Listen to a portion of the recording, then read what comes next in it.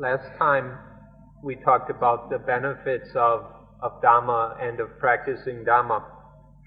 This time we'd like to talk about the Dhamma itself. Obviously these two things are connected. First we talk about the benefits of Dhamma in order to get you a bit interested in it.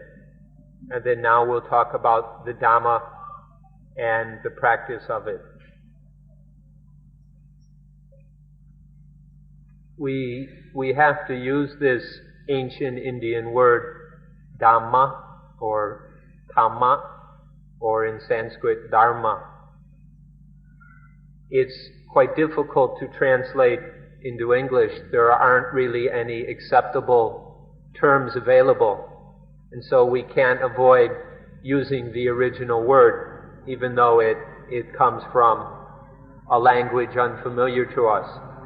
Even in Thai, it's impossible to avoid using this word. The Thais just pronounce it in their own way, Dhamma or Tham, but still have to use this old Indian word. There are various translations used in Thai, but none of them are able to capture the full meaning of the word Dhamma. And so, in the end, we have to get familiar with this word and learn about it in the old language. Literally, the word Dhamma comes from the word to bear in the sense of to support or to carry. So Dhamma means to bear, or more specifically is the thing that can bear itself, can uphold itself, can support itself. This is what we call Dhamma. And also, the Dhamma not only bears or supports itself, it can also bear, uphold those who follow it, those who practice it. So the meaning of the word Dhamma is that which can bear itself, support itself, maintain itself, and that can bear, support, and maintain those who live according to it, who practice it. So Dhamma means that which can bear, support. Now if you know of any word in English or German or French or whatever of the other languages that can express this meaning in full, then please let us know. But until we can find such a word, we'll have to use the word Dhamma itself. Now when we use this Thai word song wai, which I'm translating to bear, to support. When we use this, we can use it in two ways. The first is to bear, to carry, to maintain from death, meaning to prevent, to support one so that one survives physically. This is the first aspect.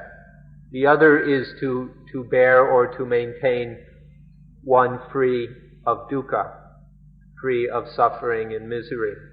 This is the second meaning.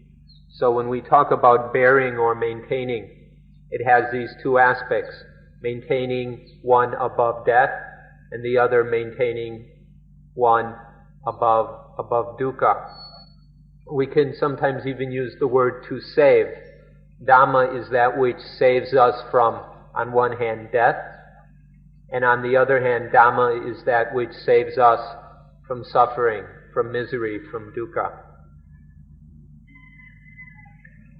Now, when we've talked about this meaning to bear, we've talked actually just about the benefits, the value, or the advantage of the word Dhamma. We haven't really talked about what it is itself, what really is Dhamma. When we talk about song wai, or to bear itself or to maintain itself, we can actually talk about everything. all the things that fill up the universe, all the things that fill up our lives are Dhamma. Dhamma in the sense that all these things, whether they're subject to causes and conditions or beyond causes and conditions, all these things maintain themselves or exist in one way or another. And so they bear themselves, they maintain themselves, and so we call all things can be called Dhamma. Some things maintain themselves, bear themselves, dependent on causes and conditions. And so they're Dhammas that bear themselves according to causes and conditions. They have an existence dependent on causes and conditions.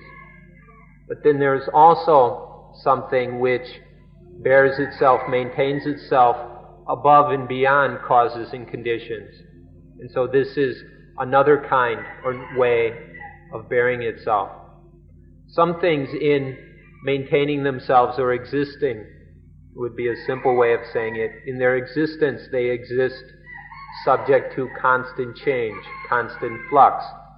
And so this bearing of itself is one that is an existence of constant change.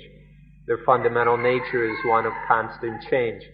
But then there's this other thing that is beyond causes and conditions. And so it bears itself in a way that is not subject to change. And so its fundamental nature is that of non-change.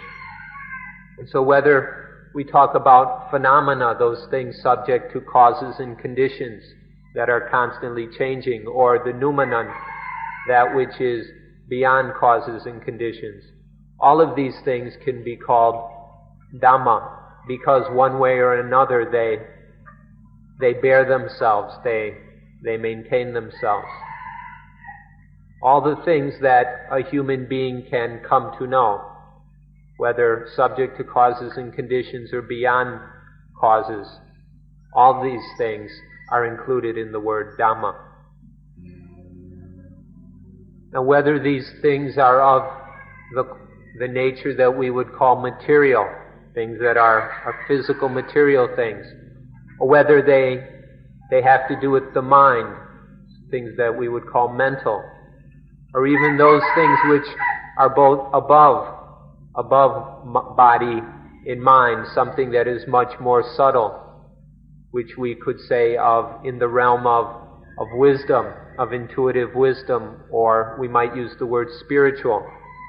All three areas of reality, whether physical, mental, or spiritual, all of these must still be called Dhamma. All of them are equally belonging to the term Dhamma. Even that thing which has no real substance or essence, that which we call time, even time fits within the term Dhamma. Or if we speak in terms of size, from the smallest subatomic particle all the way up to the largest existing thing in the universe, all of these things bear themselves one way or another, and so they're called Dhamma. And so now you can see why we have to use the original word, because there's just no word existing in English or other languages that encompass all these meanings of Dhamma. But still, sometimes when we're forced to translate Dhamma, we can translate it as nature. Now, obviously, the word nature doesn't capture all the significance of Dhamma, but if we're forced to use it, we can use it, although, of course, there are some people who give a very limited sense to the word nature. But if we understand nature properly, then it at least is it's a halfway decent translation of Dhamma. Now, in English and probably other European language, we might, besides the word nature, we have the word unnatural or non-natural, and we have the word supernatural. But in the old Indian languages, none of these words exist. There is just this one word, Dhamma, and it would include everything that in English that is called nature, or unnatural, or even supernatural. In Dhamma, all of this is natural, or Dhamma. Now, if you can see that everything is just nature, or Dhamma, then you'll see that there's nothing anywhere that is a soul, or an ego, or any permanent self-existing entity. You'll see that there are no such things. You just can't find any such a thing. Everything that exists, everything that bears itself is nature, is Dhamma. Now the reason for talking about this is we'd like for you all to see that everything is just Dhamma, is just nature. And if you can see things in this way, then you realize that there's nothing that is a soul or a self or an ego or whatever word you try to call it. If we can see that all is just nature, then this word soul, or in Pali it was called atta, in Sanskrit atman, can be translated ego, self, soul, something that is the essence of who or what we are. If we see that everything is just nature, is Dhamma, then we'll see that this self or soul is just an illusion. That things are not self or soul or atta, instead they're anatta. Anatta, not self, not soul, non-ego. Everything is non-egoistic, non-personal. If we can see things correctly in this way, then we'll stop clinging to things, we'll stop attaching to them. And then when we seize this clinging and grabbing and attaching, then there's a very wonderful benefit that arises.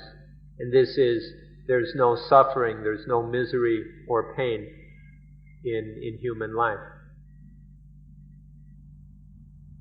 Although we said at the start that there's no word that can really translate the word Dhamma, we ask that you'll allow us to use the word nature. We can't find anything better, any other translation better than the word nature. Nature, as most people understand it, may not completely explain the word Dhamma. So let's say that we'll use it with a special meaning. You could say Buddhist nature or whatever, some nature, a special nature with an extra meaning that can include all of what Dhamma means. This is the first meaning, or the first aspect of the meaning of the word Dhamma, nature. But nature in a way that you may have never thought of before. Now, the nature that is most important for us to know and understand is the nature that is inside, the internal nature. All the natures that are outside, you can put them aside for the time being. They're not so important. The nature that you really need to understand is the one inside. Whether talking about the physical nature, the body, the material nature, or the mental natures, or spiritual nature, that has to do with awareness and intuitive wisdom. All of these inner natures are the ones that we have to know. And if you study these inner natures correctly, then you don't have to worry about the external ones. They're the same as the ones inside. So take a good look at the ones inside, and then you'll come to understand the external natures also. So from studying and looking inside, one can understand all natures, whether the nature of human beings, or way up on the high level of, if they actually exist, the nature of angels and celestial beings and such things.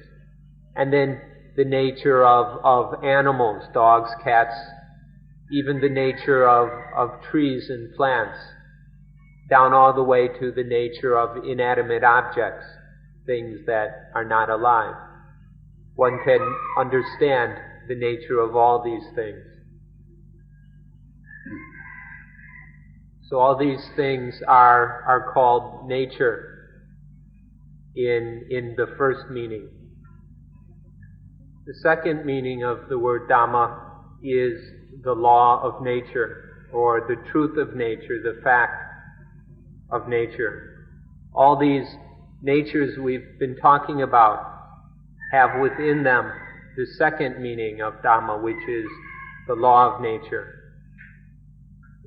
In the word nature, if you look carefully, you'll see that within it there is also this meaning of the law of nature.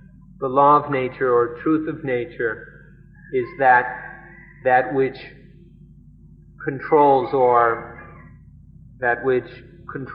regulates all of nature. All of nature, all the things we've mentioned so far, are subject to the law of nature. You could say controlled by or regulated by. Now in some religions they might call this thing God and explain it in their own way. But for us, this thing that controls all of nature is just the law of nature. It's part of nature, but it's that part of nature which controls all of nature. And so this brings us to the second meaning of the word Dhamma, the law of nature. Now all the natures that you know of, all of them without any exception, are subject to natural law. And there's no nature that you could find which is not subject to natural law. All aspects, everything included in the word nature is under control of the law of nature. There's no exception to this law. And so obviously it's something of great importance which we should get to know. And so when there are all these natures which are without exception subject to the law of nature, this gives us the third meaning of the word Dhamma, which is duty. The third meaning of Dhamma is duty. Duty in accordance with the law of nature. All these natures, these things, have a duty regarding the law of nature, a duty towards the law of nature. This duty of all natures regarding, in accordance with the law of nature, is the third meaning of Dhamma. Without doing duty correctly, these natures will die. If we don't do this duty regarding the law of nature in accordance with the law of nature, then we will die. Or if we don't die physically, then we would live with suffering, pain, and misery, which is just about the same as being dead. So without duty, there is death, either physical death or spiritual death. So this third meaning of the word Dhamma is a very crucial one for us. It's this duty in accordance with natural law that we're spending so much time studying and which we're trying to practice. If we're able to understand and practice this duty correctly, then there is no death, whether physical or spiritual. We survive both physically and we live without suffering. This is if we correctly follow the duty in accordance with the law of nature. Now when duty is practiced correctly in line with the law of nature, then there arises the fourth meaning of the word Dhamma. This fourth meaning is fruit or result. If the duty is done correctly, then there naturally arises certain results. And then we can take the opportunity to accept these fruits of performing the duty correctly. And this brings us to the fourth meaning of the word Dhamma.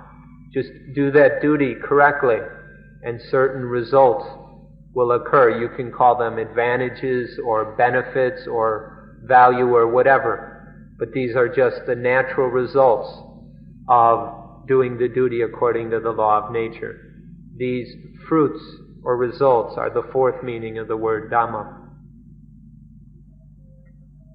Anapanasati, which we're practicing here, this mindfulness with breathing, is essentially the duty, the third meaning of Dhamma, which we've talked about. Through doing this duty, through practicing anapanasati, then there arises the fourth meaning. There will be certain results, certain natural fruits that occur from practicing correctly. Now, the human being is inevitably involved with all four meanings of the word Dhamma. These are the essence and core of human life. All four meanings of the word Dhamma.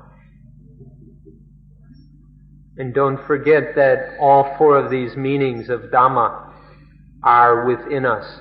You can find nature, you can find the law of nature, duty according to the law of nature, and the fruits of that duty. You can find all four of these meanings of Dhamma within ourselves. If you look carefully, look correctly, you'll find all the meanings of Dhamma complete within yourself.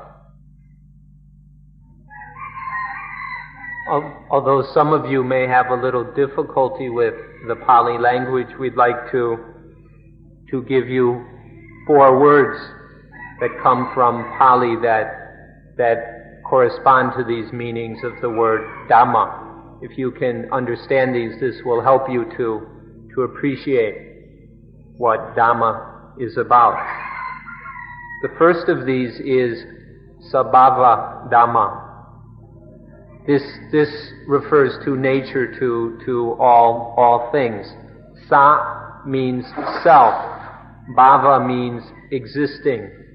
So, self-existing things, all these things which exist by themselves, which bear themselves.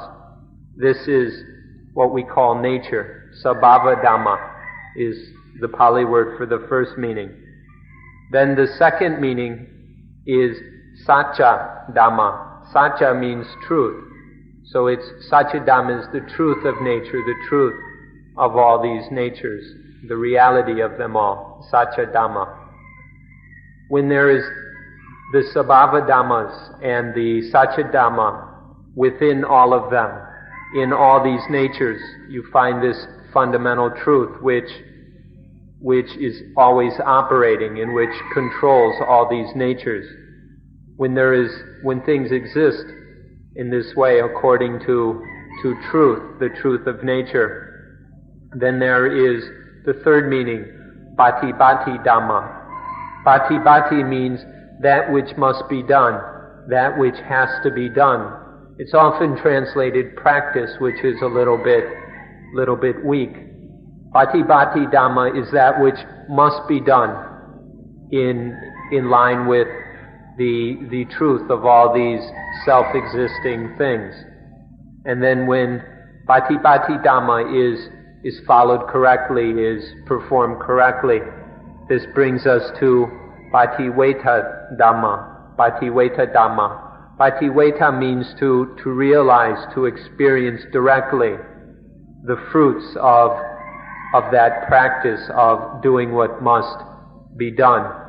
If all these natures will simply do what must be done, then there automatically arises the Bhati-veta Dhamma, the direct realization of the results of that practice.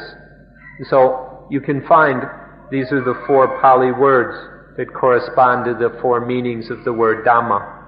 Sabhava Dhamma, these self-existing things, or more simply, all these natures.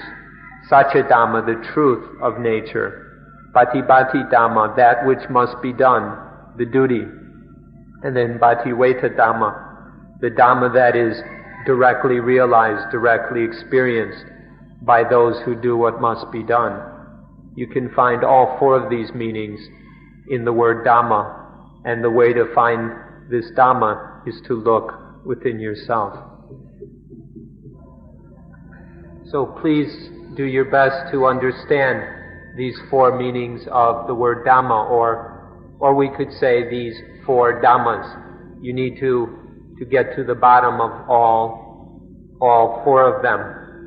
These four meanings, these four Dhammas are something that are things which we encounter every day, every hour of our lives. We're constantly meeting up with these Dhammas. And so then it's absolutely necessary that we manage correctly, that we deal correctly with all four meanings of Dhamma. If we can't do this, then the inevitable result will be death. If we can't deal with all the aspects of Dhamma, then we'll die. Either a physical death, where they stick us in a coffin or burn us or whatever, or mental death, where we go crazy, go neurotic, psychotic, or spiritual death, where we may survive physically and mentally, but we're constantly tormented by suffering in pain. If we can't deal with these four meanings of Dhamma, then the result will be death.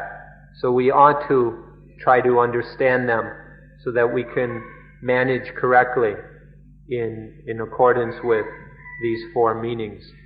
The practice of anapanasati will give us the knowledge and will give us the skills, the tools we need to deal with all the meanings of the word Dhamma. So anapanasati will enable us to deal correctly with all the meanings of Dhamma, and then we won't have any problems, any difficulties with any of them. You should realize quite easily, for example, that the breath is a nature. It's a self-existing thing, a natural thing, which corresponds to the first meaning of the word Dhamma. And then there is the fact that this breath is necessary for life. Without the breathing to sustain and support life, then the body dies. And so there is this second meaning of Dhamma, the law of nature, is expressed in the fact that without the breathing, we die. And when there is this fact in our lives, then it becomes necessary that the breathing be managed correctly, that we breathe properly in a healthy way, that we exercise and train or whatever the breathing properly. And this gives us the third meaning of Dhamma, which is duty. And then if this duty is done properly, then there arises the results of well-being, of good health, of a peaceful, relaxed body. This is the fourth meaning of the word Dhamma. So just in the breathing, you can find all four of these meanings of the word Dhamma.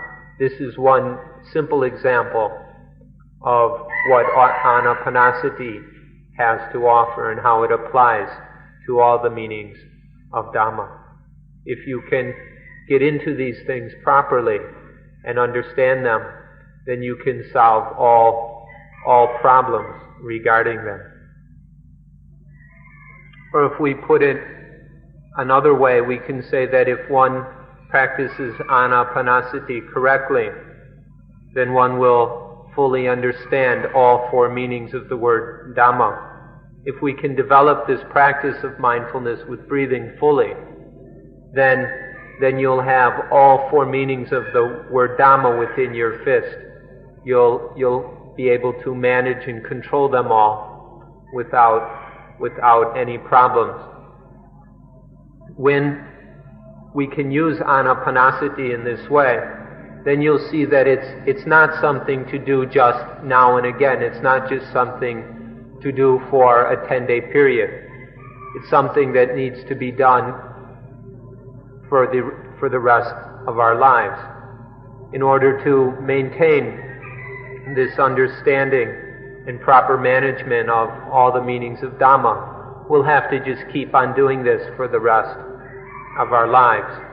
If we can do this, we'll realize certain benefits which are appropriate to saying, are of a nature that we could say it's like having a new life.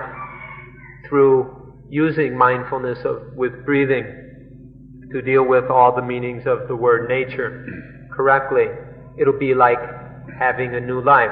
There won't be any problems, any difficulties, any pains left anymore. And so we can call it a new life. And so this is why we should give special attention to learning what we need to do and how to do it regarding all the meanings of the word Dhamma. And then learn how to use anapanasati to do so successfully. There's one more thing that you should know right from this moment. Although it may be a while until you fully understand this, we should tell you right from the start that all of the meanings of the word Dhamma have nothing to do with positive or negative. There's nothing positive or negative regarding any of these meanings of the word Dhamma. Now, people are a bit foolish, and so they go around judging this or evaluating this as positive and that is negative. This is something that people assume themselves, that human beings make up for themselves. But in each of these Dhammas, there's nothing about them that has either a positive or a negative character. People like to say that the fruits of doing the duty according to the law of nature, people like to say that this is positive. But this is a misunderstanding. Really what happens is people just take the things that please them and label them as positive. And then the things that don't please them, they take to be negative. They just judge things in this very foolish and superficial way as positive and negative. But if you really look at things, you'll see that they're just nature. They just occur naturally according to natural rules, natural laws. It's all natural, happening naturally.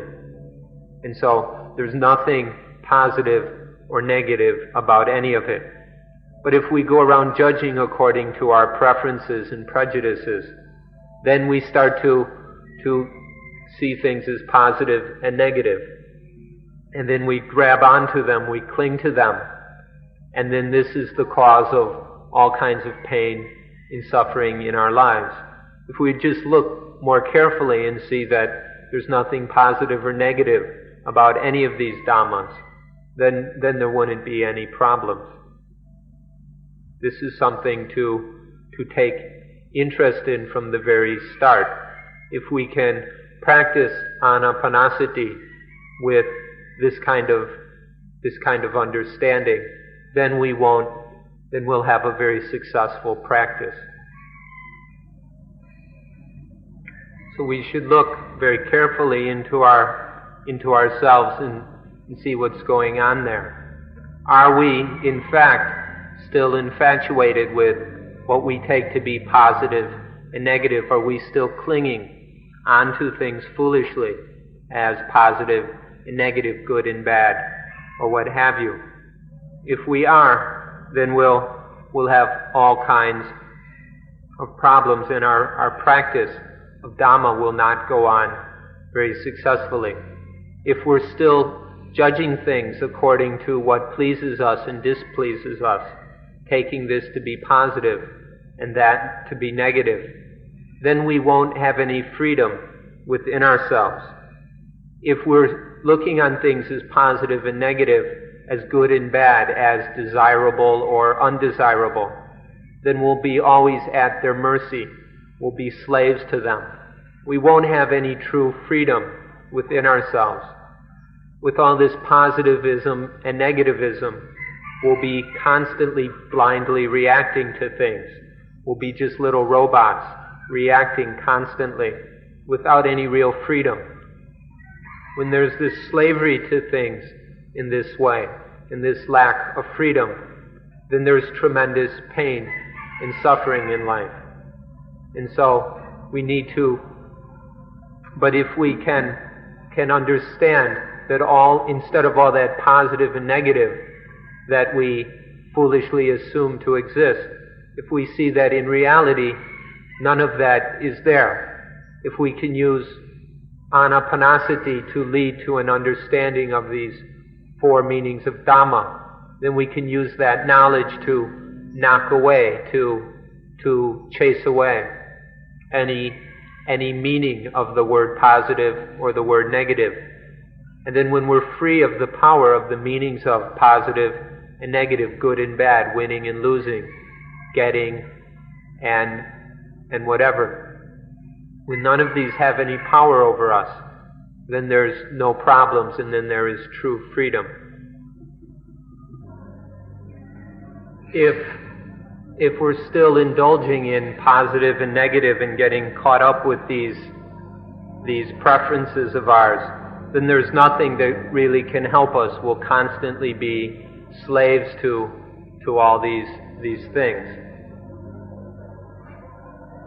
And so then they'll be able to make us laugh and cry. We won't have any control over that. We'll be laughing and crying.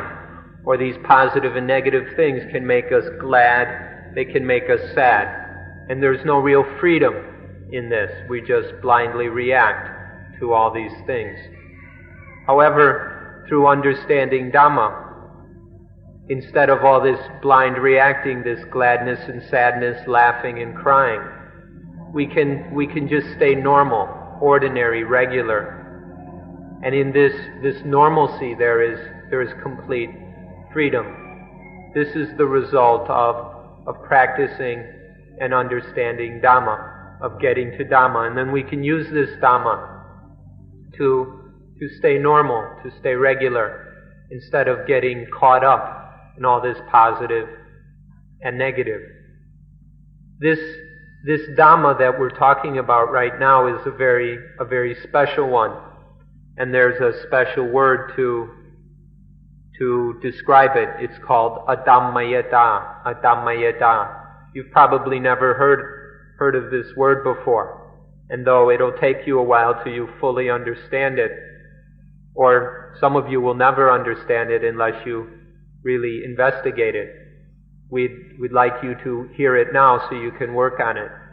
The word adammayata, it represents that state or condition of the mind where nothing positive or negative can influence it, where there's nothing positive or negative to have any power over the mind. This condition of the mind we call adammayata, adammayata. This understanding that leads to adammayata is what we're doing here. This is what it's all about. Some of you, maybe you're not interested in this. Some of you maybe still think that all this positive and negative is something desirable and worthwhile. If that's the case, then we don't really understand what you're doing here. The purpose of Dhamma, the purpose of meditation, is to come to the realization of Dhamma, that is adammayata, where there's nothing positive or negative to enslave the mind. If this doesn't interest you, then there's probably no real need for you to be here. If you don't care about this freedom, this peace that comes with adammayata, with the normal, natural mind, then we don't know what you're doing here. So we'd like you to understand carefully, this freedom from positive and negative. This is what the Dhamma is all about. Most of you have probably heard the words, the holy man, before. This word, the holy man, is actually quite common in many places. It gets used quite a bit. If you'd like to understand these words correctly, however, we'd like to suggest to you that the holy man, the real holy man, is the one who has a Dhammayata. The one who has a Dhammayata is beyond all positive and negative. There's nothing positive or negative to pull or push on the mind of the one we call the holy man. The holy man, or the holy person, holy woman, whatever, is completely free of all this positive and negative, good and bad, and all that. So this is the true meaning of the holy man, one who has a Dhammayata. Some of you may think that that's a little bit too far. It's beyond what the ordinary holy man or whatever can achieve. But these are just the facts. Whether you want to think it's too much or too little is up to you. But these are the facts of the matter. And once we can understand this, there remains just that we follow in the footsteps of the true holy ones. And through following their footsteps, we can come to that condition, the condition of having a Dhammayata, being beyond positive and negative. This is the benefit of understanding the words, the holy man or the holy ones, correctly. Now, we're just ordinary commoners, we're just common people, and we're still trapped under the power of positive and negative. So something positive comes by and we fall in love with it, or something negative comes by and we hate it, we get angry or afraid of it. This is how it is for the ordinary common people. We get what we want and it makes us happy. We lose something that we like and it makes us sad. We go to maybe some exciting gymnastics show or the circus or a movie, and it excites us, it makes us glad, it makes us laugh. Or we see a corpse and it depresses us, it makes us morose and sad. This is how it is for ordinary commoners, constantly being knocked around by positive and negative, blindly reacting, constantly getting glad and sad over all these things, just gladness and sadness back and forth, laughing and crying all the time for the ordinary commoner.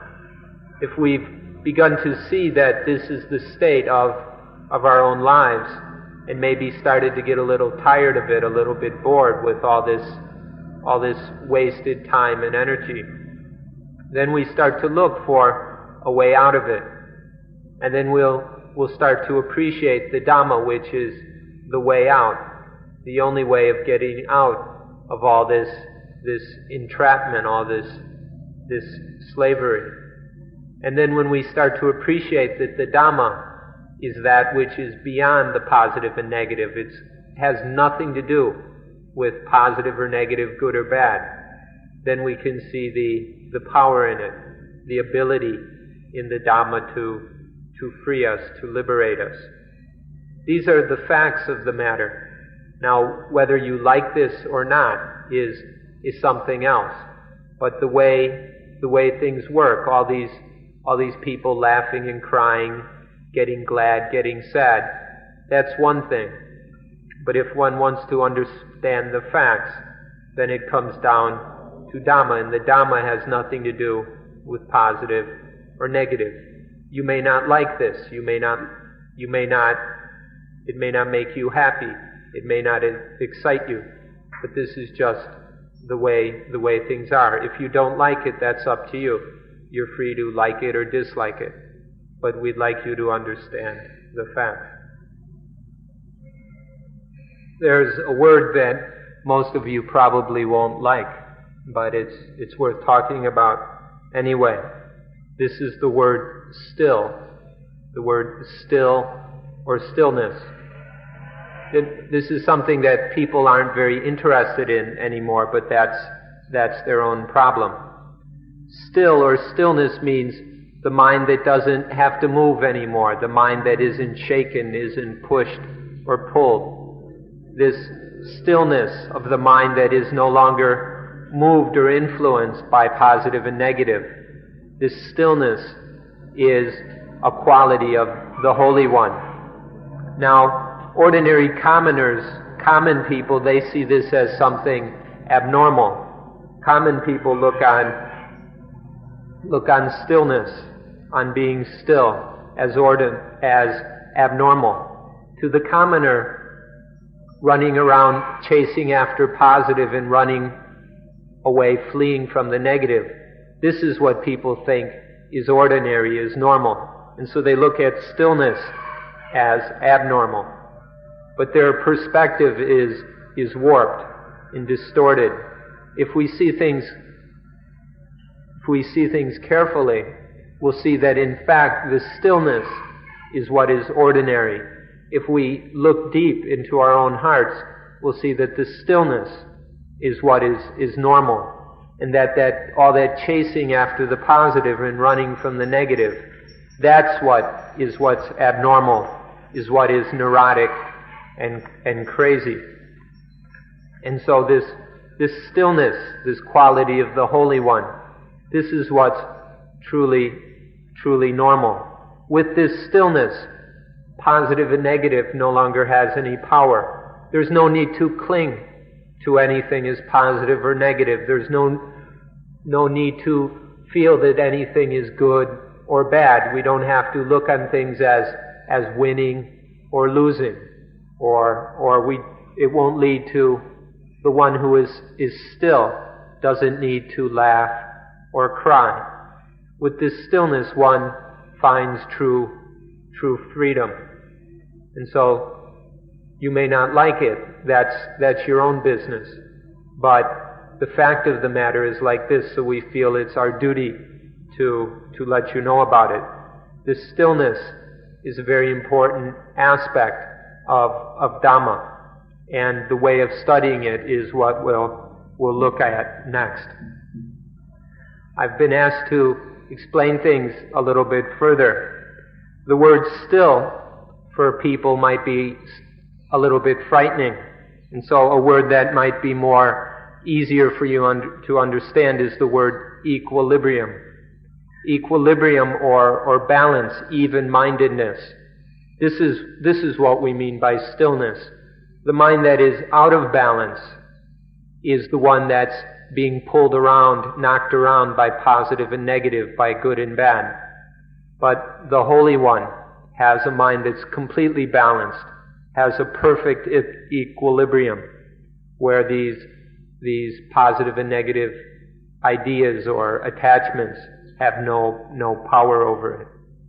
So, if you can understand what we mean by equilibrium, then you'll understand what the mind of the Holy One is like, and you'll have a better understanding of what we're practicing for. When we see a beautiful woman or a handsome man walking towards us, it's possible to have equilibrium.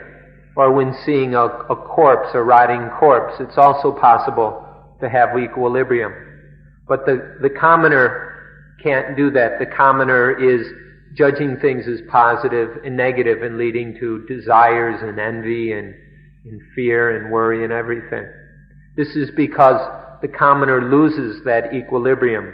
That equilibrium's there, it's fundamental at the core of the heart. But the commoner can't keep that equilibrium, is always being pulled out of it. And when this equilibrium, this balance is lost, then the mind falls into positive and negative, good and bad, laughing and crying. The natural wisdom of the mind is lost. The awareness, the alertness, the carefulness, the balance, the freedom in life, all these are lost when we lose this, if this equilibrium is lost. But if we can maintain that equilibrium, then it's possible to understand what's taking place, to see the causes and conditions that are working themselves out, and it's possible to act wisely, to respond correctly in a healthy way to whatever's taking place. All this is possible if this equilibrium can be maintained. And then there is a stillness, a peacefulness in the mind. We ought to be very interested in protecting, maintaining this equilibrium. If we have need of activeness of mind, then it's absolutely necessary to maintain this equilibrium. If the equilibrium is lost, then we get dragged off into the positive and negative, and all kinds of energy and alertness are wasted. But by maintaining the equilibrium, then the mind can be incredibly active. It has tremendous power and strength. This mind that has equilibrium, that is no longer knocked around by positive and negative, this mind that is free, has all the power to act, to do whatever needs to be done. When there's a need for action, this mind has the capability to act properly. But the mind that's out of balance is incapable of acting well. It might get by, but it never gets by in a truly healthy way. So keeping this equilibrium is of great benefit in all the things we need to do in life. In our ordinary work, our relationships of family and friend, everything we must do. If we have this equilibrium, we can act. The mind can act in the best possible way. This is of tremendous benefit if we can achieve it. The true, pure, real, genuine Dhamma has nothing at all to do with positive or negative. There's nothing positive or negative about genuine Dhamma. Real Dhamma is absolutely free of any aspect or any meaning or any sense of positiveness or negativeness. Positiveness and negativeness can't touch Dhamma. If we understand this, if we can understand this Dhamma that is completely free of positive and negative, if we can have it and use it, then we'll be ourselves completely free of the meanings of positiveness and negativeness. And then the mind will have tremendous power, tremendous efficiency, will have great capability to do whatever must be done. Understanding this Dhamma and having this Dhamma, seeing that the real Dhamma, the real meaning of Dhamma is neither negative nor positive, completely free of negative and positive, no aspect of positivity or negativity or what have you. This Dhamma will give the mind all the strength it needs to do whatever it needs. And then this mind is not only a mind, it's not just a mind with equilibrium, it's a mind that goes way beyond, is far above the meaning of the word equilibrium. So in the hopes that you can realize this for yourself, we're trying to explain it to you as best as we can. Both the positive and the negative have no reality. There's nothing really real about the positive and the negative. The positive of this person is the negative of that person, and the negative of that person is the positive of this person. And things are always going like this.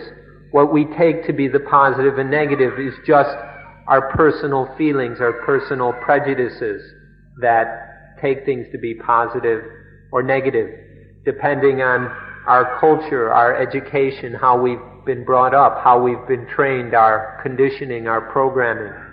We take things to be positive and negative. These are really just illusions. They're just deluding us, all this positive and negative. There's no real truth to any of it. For example, what some people would consider to be beautiful music, and of course they would consider it to be very positive. If you ask a dog, the dog might think it's just a bunch of noise and really kind of a pain in the neck, quite annoying. But to some people it's positive. The dog couldn't care less. For something to be positive or negative, for us to take them in this way, involves us being a bit foolish about them. We look on things with a bit of stupidity, and we take them to be positive or negative. And then if we're not careful, that stupidity grows, and we really believe in this positiveness and negativeness.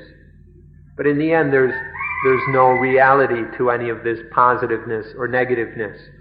And this is what this understanding, not only understanding it intellectually, but being able to practice it so that the mind is above any of this positive and negativeness, where the mind no longer makes this mistake, is no longer foolish in the way of positive and negative. This is what the Dhamma is all about. This is why we invite you, encourage you, urge you to take an interest in Dhamma, to practice Dhamma, to see how it can really free your lives. So in summary, the Dhamma is that which has nothing to do with positive or negative, which is completely untainted by any sense or meaning of positive or negative. When we've understood this, when we've seen this Dhamma, when we realize this Dhamma that has nothing to do with positive or negative, then we are above the positive and the negative. Positive and negative things can no longer pull us and push us. And when the mind has this equilibrium that is no longer influenced by positive and negative, then there's nothing that can make that mind suffer. There's nothing that can bring conflict or pain into that mind that is completely above the positive and the negative.